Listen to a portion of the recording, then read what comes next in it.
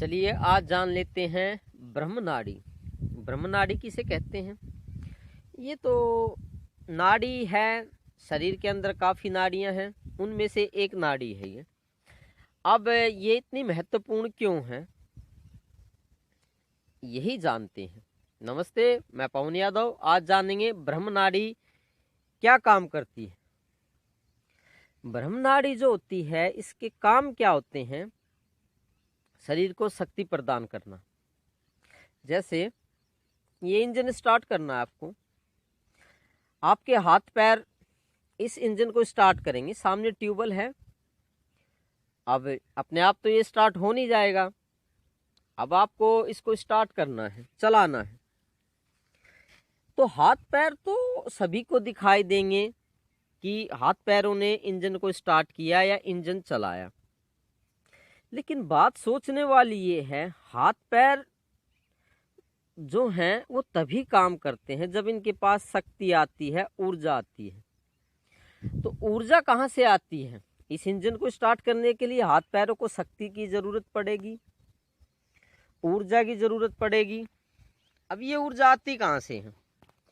ब्रह्मनाड़ी जो हमारा भौतिक शरीर है, हाथ पैर हैं,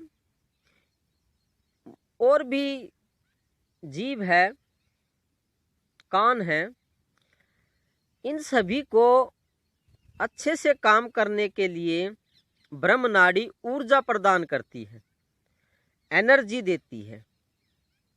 हाथ पैरों में एनर्जी नहीं होगी, ऊर्जा नहीं होगी, तो हाथ पैर अपना काम करना बंद कर देंगे। हाथ पैरों को ऊर्जा देना ये किसका काम है? ये ब्रह्मनाड़ी का काम है। अब देखिए, ये हमारा भौतिक शरीर है। सबसे पहले इस भौतिक शरीर को काम करने के लिए या इन हाथ पैरों को काम करने के लिए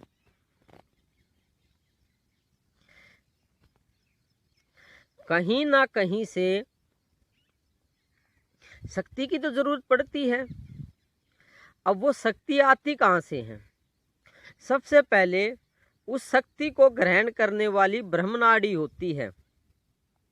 हाथ पैरों को, शरीर के किसी विशेष अंग को ये शक्ति प्रदान करती है, ऊर्जा देती है, तभी वे अपना काम कर पाते हैं। तो ब्रह्मनाड़ी एक भौतिक नाड़ी है जो कि भौतिक शरीर का हिस्सा है। ब्रह्मनाड़ी जो होती है तो वो हार्ड मास से बनी हुई, मिट्टी से ही बनी हुई होती है। पानी, मिट्टी, अग्नि, पंच तत्वों से ही बनी होती है। लेकिन सबसे पहले ऊर्जा को ब्रह्मांड से ग्रहण करना ब्रह्मनाड़ी का काम है।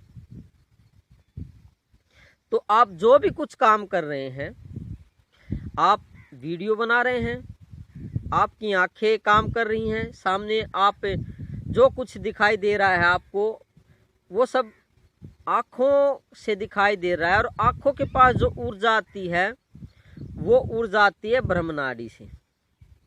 तो देखिए, सबसे पहले जो ब्रह्मनाड़ी है वो अपना काम शुरू करती है, वो शक्ति ग्रहण करती है। बाद में ये जो हमारा भौतिक शरीर है वो बाद में काम करता है। तो इस पूरे शरीर के लिए सबसे अहमियत किसकी रह जाती है? ब्रह्मनाड़ी की। आप ब्रह्मनाड़ी के बारे में अच्छे से जानिए। ब्रह्मनाड़ी को जानने के बाद में इसके काम पता होंगे। ये कैसे अच्छे से काम करेगी ये आपको पता होगा। इसकी हमें क्यों ज़रूरत है ये पता होगा। ये गुरु के सानिध्य में पता हो सकता है। गुरु के सानिध्य में बैठ के ब्रह्मनाड़ी का बारे में जानना चाहिए। इसके और भी बहुत से काम हैं जो कि गहराई से बताए जा सकते हैं, लेकिन आज तो इतना ही काफ़ी है कि सबसे पहले जो भौतिक शरीर में ब्रह्मनाड़ी का निर्माण होता है और वो इस पूरे शरीर को ऊर्जा प्रदान करती है। तो ये हाथ पैर उससे ज़्यादा अहम है।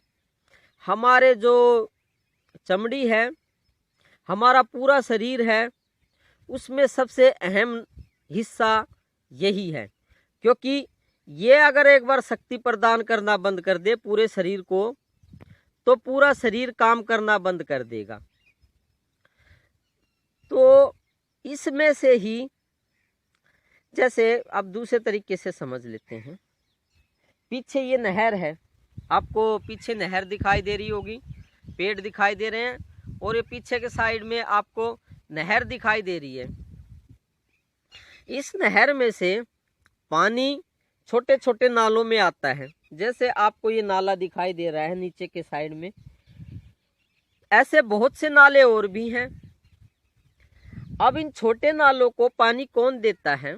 ये जो बड़ी नहर है पीछे, ये इन छोटे नालों को, ये छोटे छोटे नाले बने हुए हैं, इनको ये बड़ी नहर पानी देती है। ऐसे ही ब्रह्म नाड़ी शरीर के अंदर सभी नाड़ियों को ऊर्जा प्रदान करती है, ऊर्जा देती है, शक्ति देती है, तभी ये शरीर काम करता है।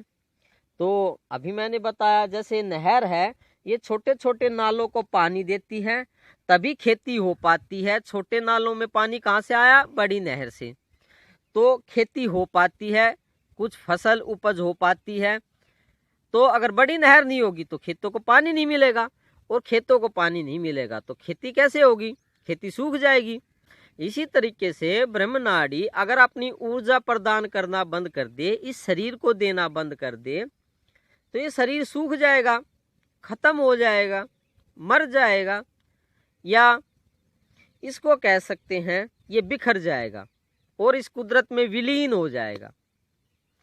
तो आज जाना भौतिक शरीर का सबसे महत्वपूर्ण हिस्सा ब्रह्म नाड़ी है।